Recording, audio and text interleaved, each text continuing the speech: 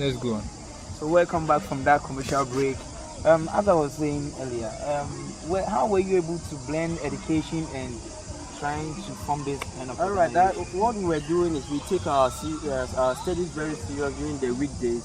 Okay. Then during weekends, that is on Saturdays, we go to the back of our block, our dormitory. We preach at dawn to our people, let them repent and then do the right thing. Also, one-on-one basis, we call people with challenges. I remember a certain guy, he approached me of he being led to smoking of marijuana and other stuff. So I sat him down by the grace of God. He was changed and he was able to change his people. So it was through one-on-one basis, approaching problems, and we were lucky to have some leadership positions. So we used that influence on them. Okay. I would like to ask you one more. The thing is getting more interesting and interesting.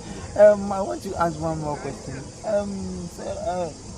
What were challenges? Were there some point that you thought, okay, this thing is becoming a hectic for me, so even you wanted to stop the whole thing and think about yourself? Did you have such instances in your life? I've never had instance of quitting. Quitting is when you are dead. You quit from the world. But as far as you continue to exist on this earth, you should be ready to meet challenges. So some of the challenges that brought me down was when we organized the people and they were not cooperating. When we called them, they did not come. We do things alone and other stuff. I can tell you that my brother Eto, you just had an interview with, the two of us will meet in a classroom. He will be the MC, I will preach, he will be the one to give announcements, I will be the MC, and a whole lot of stuff. So sometimes my greatest motivation is when people come together with zeal and power to work for God. But my greatest discouragement is when people fall back, when people are not cooperating. Okay. I would like to ask you, what's your vision and mission statement as you're planning for the next coming years for this organization? Okay. The vision for the organization is to use creative and modernized means to win and transform and shepherd lost and perishing souls for God's kingdom. And then we are expecting to reach over 78,000 souls within Vision 2020. By the year 2020, we expect to win over 78,000 souls. And the ways and means are creative and laudable enough. We just initiated the goal for 5 projects. That is each soul or each person is going for 5 souls every month. You get it? So if we are 22 or 23 people, each one is going for 5 souls every month. By December, everybody would have gotten 5 souls. And when you multiply it by a number of people, it would be more than 1,000. You get it? And you use the social media and the events like this, missions out there, and a whole lot of stuff. And we talk of our mission statements. That is, we use societal ministry, we organize workshops, vacation classes for people, and a whole lot of stuff. We involve ourselves in charity activities. We believe that giving is also part of our Christian responsibility. So we did that one also. And I would like to ask one more question again. Why did you choose to come here at this particular time? What do you have anything peculiar to you coming here for this kind of evangelism, or it was due to the occasion that led you? Every movement or every step we take is by the inspiration of God. Now God spoke to me and said that he ministered to me and said that there is an event going on there. This is your first outing. This is your first time to spend as family with the members, to meet all those members and then have some fun and spend some time together. This is the time souls will be coming around. This is the time souls will be coming to relax. This is the time souls will be coming to enjoy. So you take advantage of it and then you go and speak the word to them. And it's been marvelous. It's been so perfect to the expectation God gave.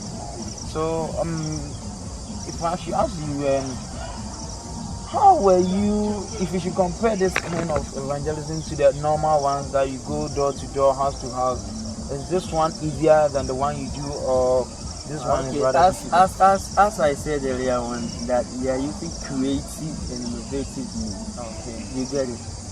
Door to door is always people are not willing to listen to you and do stuff, and they make it some way. Sometimes it's very difficult when you go door to door.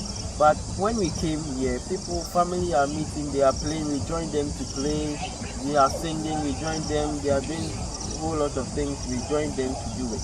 And it's been marvelous. I remember I met a man, he told me that he was about to preach to his children, so I can go for now. And at the same time, he was playing some secular music. And I said, Daddy, how can you preach to the children and the song you are playing is contradicting?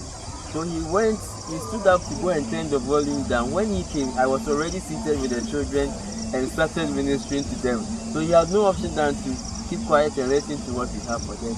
At the end, he thanked me that for availing myself for God to use me to bless the family. Okay. So that's our first director for this whole organization. That's the DDN organization. As I said earlier on, he's the brain behind everything that we do, by God being his helper to do everything perfectly. So, Mr. Isaac, lastly, what do you want to say to your audience, the people watching you out? Do you have something for them and you anything? Okay. My first word goes to Satan that he should prepare himself because they are coming to take away all the souls. That are in bondage with him out there. He should just be ready for us.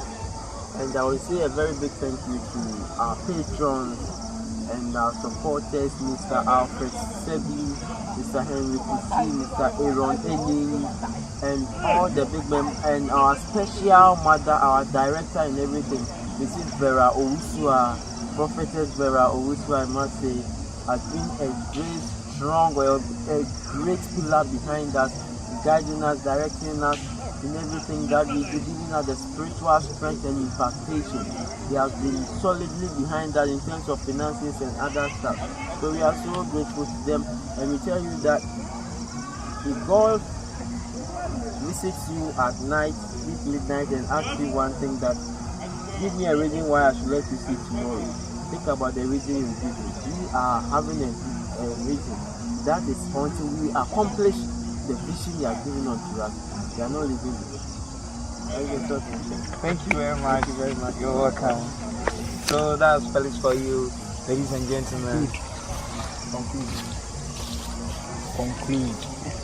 Ladies and gentlemen, we are done. That's the DDN.